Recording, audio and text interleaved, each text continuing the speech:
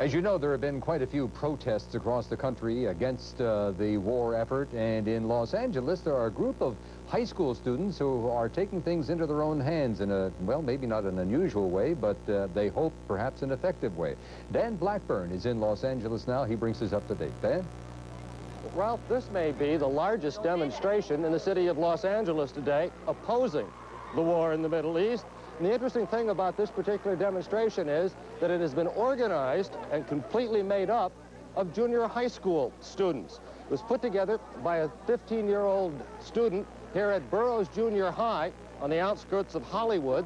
And obviously, from what you can see, it has been remarkably successful. That is not to say that every student in this junior high school is opposed to the war. Opinions clearly are divided.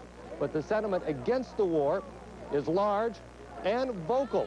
Among those taking part has been Amanda Lewis. Amanda, you helped organize this. How would you describe the sentiment among your fellow students?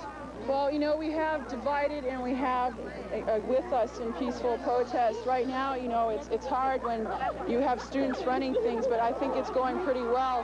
It was hard organizing, but, you know, to get our point across, we did use our voices loudly, and what we wanted to stress is it's a peaceful demonstration. It's not something that, you know, you get out of class for. It's something that we're peaceful. We're here for peace, and we're in for peace.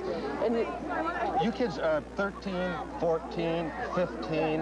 Are the people in this school actually taking this seriously?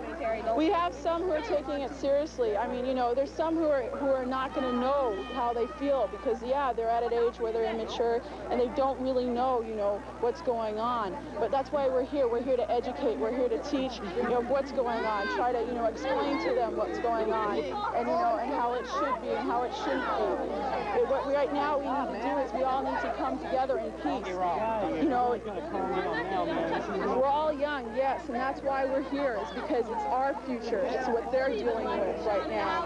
And that's why we need to have a loud voice about peace. All right. Thank you very much for talking with us. This demonstration will continue for a short while, and then the students will all go back to class, where it's likely that what is going on in the Middle East will continue to be a subject of discussion and debate. Dan Blackburn, CNN Live in Hollywood. We're going from Hollywood now to Capitol Hill, where CNN's Bob Franken has been measuring congressional opinion to what's been happening the past 2 days. Apparently, Congress is together on wanting to praise or show their support for President Bush, but not on exactly how to do it. Bob? Actually, Cheryl, the difference is whether or not to show support for President Bush, at least in the official wording of the resolution of support. Everybody is together in wanting to show support for the American fighting men and women in the Persian Gulf, but it has become a political dispute over whether that same resolution should express support for the president. The Democrats are saying that would just cause unnecessary political debate. The Republicans are saying that you cannot have support for the troops without having support for the commander-in-chief.